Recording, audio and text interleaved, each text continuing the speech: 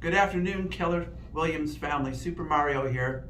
Just wanted to give you an update on what's going on with me and how appreciative I am of this wonderful team that I work with. Alex brought me on board almost a year now. I'm really excited. However, I originally got licensed back in the President Carter days, back in California, and moved over to Nevada, where I had several opportunities to be in the field.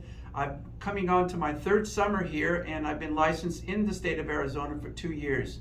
I came on board with Keller Williams about a year ago, and I was excited about the opportunity to work in the office here because my original office was closing down because of the pandemic, but I wanted to work in a brick and mortar. And also, one of the highlights of being part of Keller Williams is the agent on duty. I must admit to you that it's been an opportunity for me to meet other folks that come into our office or on the phone, so it's a great idea for you to take a look at it. And I've had pleasant opportunities to work with folks. It's been a great time to work my business, but also make my phone calls, catch up with emails, send out emails, and meet and greet folks if they come through the door.